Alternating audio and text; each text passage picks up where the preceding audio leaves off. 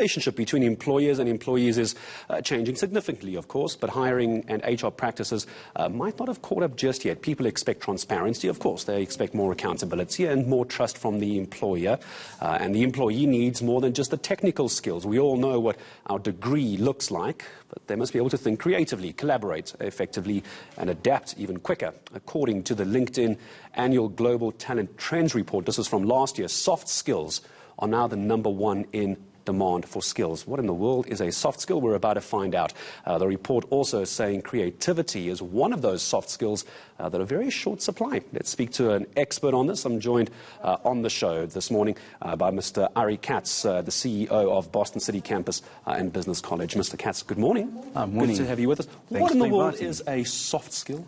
Well, as you said, it's part of creativity, it's collaboration, it's time management, planning, all those skills. And as you mentioned, I mean, the technical skills are what's going to get you shortlisted for an interview. But at the end of the day, to clinch that interview and to be successful on the job, you're going to need to show a synthesis of both your technical skills, which are at this stage, as you mentioned, a given, and the soft skills that you're able to bring to the party. Because today it's about the synthesis of both soft skills and technical skills. I'm glad you used the word synthesis, because I don't want someone at home who's about to start getting into the job market going, great, I don't need a degree. I can just be creative and talk a lot. That's not what this is. No, absolutely. I think statistics show that if you look at the unemployed population of South Africa, less than 10% of those people are people who've got a degree. So certainly a degree and a further education definitely enhances your prospects of actually getting employed. But to keep that job in today's world, with the fast-changing world where people are innovating by the minute, I mean, if you think about it, 10 years ago, Netflix didn't exist, Uber didn't exist. And so today it's about creativity, it's about collaboration, it's about being able to bring those soft skills in synthesis with your technical skills. So we spoke about creativity being one of those soft skills. Is there like a top 3, a top 5? Someone watching now can go, oh, actually, I might have that. I don't think there's a top 3 or a top 5, but I think creativity and innovation are certainly up there. However, I think what's important for people to realize is that often people think of soft skills as part of the gene pool. I was either created with them, I was born with these soft skills, or I don't have them. And that's certainly not true. We can learn things like time management, planning, collaboration, even innovation and creativity can be taught and challenged and brought out into the best of people. And it's not something part of the gene pool. And I imagine in today's modern world where we're not all just sitting in offices talking to each other, there's intercontinental businesses, Absolutely. There's cross-country businesses. You need to be able to adapt and react quickly with people who are perhaps outside of your safe space in your office. Correct. So part of that soft skills is actually understanding different cultures and how different cultures communicate and how different cultures actually interact, so that one is not offensive, or in fact one understands how to collaborate and communicate with people across the continent who have different cultures possibly. And when it comes to, I mentioned the HR process. The HR process is you apply for a job, you come for an interview, here's my CV, I have a degree in ABC, but beyond that, from the company perspective, Ari, how does a company try and bring that out in people? Because obviously you've got to get a job done. And you can't allow the soft skills, respectfully, to get in the way of what you need to do technically. But today a lot of work is teamwork and collaboration. And so what's become quite commonplace in the interview, instead of being the traditional old interview where I sit across the table and ask you a couple of questions, today there's a lot more probing in terms of demonstration. Show us a portfolio of evidence. Show us what you're actually capable of. In other words, put your money where your mouth is, both in terms of the technical skills that your piece of paper says that you've got, as well as your ability to bring that in with the soft skills in form of possibly planning or collaboration or presentation skills or setting goals.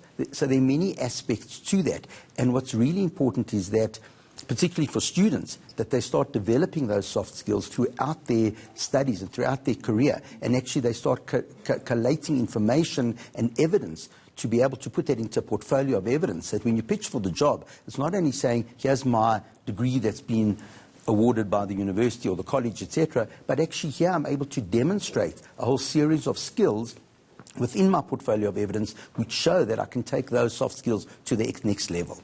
Well, we're doing an interview. Did you bring a portfolio? I'm glad you mentioned students. I'll tell you why. Because now, how far back in one's schooling do you need to start, A, as a student? Obviously, the student has first priority to make yourself available to adapt and be creative, put yourself in those spaces. In those younger years of education, is South African schools, education facilities, trying to bring that out of children? Or is it like, this is the syllabus, I've got to get it done this week, because you've got an exam next week? So I think, unfortunately, that our schooling system hasn't adapted quickly enough towards that. So one of the critical skills that they should be bringing into the school's curricula is critical thinking, ability to challenge the system, to challenge what's being taught by the teacher. Because quite frankly, today, if it's just about information, well, as I always say, between Google and my wife, I can find out anything. Your wife's normally more right than Google. So, but it's really more about being able to challenge what's being told to you and think of an alternative way of actually presenting the same information, or alternative way of actually solving the problem. So what we should be teaching both learners at school as well as university, and curricula need to be curated such that learners are encouraged to challenge and present alternatives to what's actually being put in front of them, and alternative solutions, alternative ways of presenting it, and they shouldn't be discouraged to challenge the system. And that's going to challenge the teachers, though, Absolutely. as well, because it's quite difficult, I think, to stand in a class of 30, 40 students sometimes, and every single teenager has an opinion about something. They've got to, as a teacher, as an educator, they've got to find some system that allows for that, but you can't go completely off track, can you? Correct, but at the same time allowing those learners to debate between themselves, which in itself is a skill. And so, yes, I think the teaching methodology is going to have to change quite significantly, and it's going to require a lot more challenge from the teacher than the old curricula where you was presented with the curricula, you presented the information, you arrived at the examination, just repeated what you were told. This is a whole different mindset. There are multiple answers to the same question. And I imagine at Boston Business College, that's something you are now starting to bring in, which might be quite different. I mean, I studied at Boston many years ago, and I want to say it wasn't there. Perhaps it just wasn't obvious to me at the time, but I imagine these years later in this conversation, this is something that Boston Business College is doing.